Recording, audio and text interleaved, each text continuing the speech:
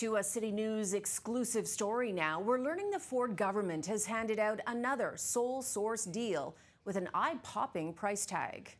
And Richard Southern joins us live from Queen's Park now. And Richard, this isn't the first time this has happened, and opposition leaders are jumping all over it tonight. Yep, absolutely, Sin. It was all the talk here at the legislature today after City News broke the story that an international accounting firm was handed a sole source deal to digitize Ontario's tribunal system at a cost to taxpayers that's grown to more than $26 million.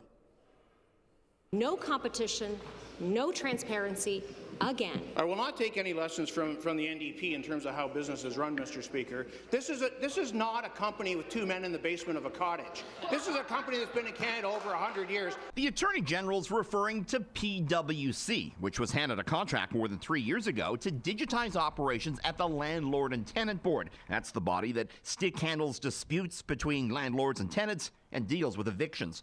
What is so wrong with actually putting a bid out and giving, Ontario software companies, for example, an opportunity here? Minister Downey didn't speak to the media today, but when I caught up with him on Tuesday for a radio interview, he pointed to the fact that PwC did some similar work for the BC government. Lots of choices to be made. We went with those who had the experience and had a product that was actually operating and operating very well. PwC worked on the Civil Resolution Tribunal case management system for the BC government, though sources say what PwC has been tasked with doing here is much greater in scope and price. I sat down with Minister Eby at the time, and he's now Premier Eby, and said, I hear about this fantastic system. And he said, we would love to share it, Mr. Speaker. We would love to share it, and we will give it to you for nothing as long as you adapt it to your market and then share the enhancements, Mr. Speaker. But sources tell City News that ministry and tribunal staff have been unhappy with the work provided by PwC, with timelines and milestones being repeatedly delayed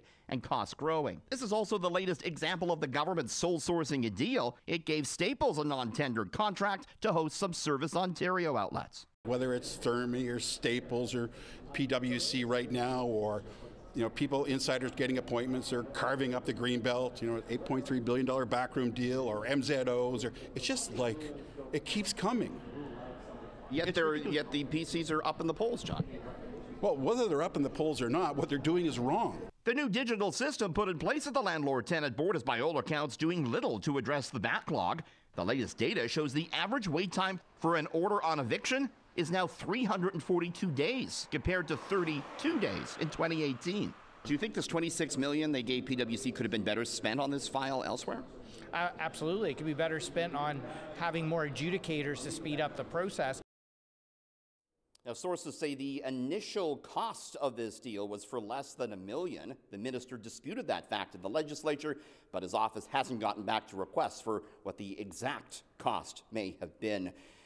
Cynthia, the government does contend that it did follow proper public procurement processes in doing this deal with PwC.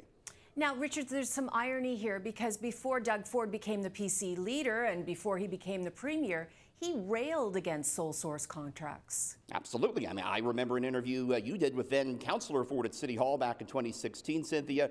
He explicitly spoke out about how he didn't like such sole source government deals.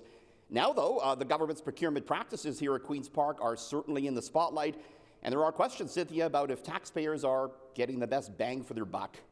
All right, Richard, I'm sure you'll stay on this. Sure will.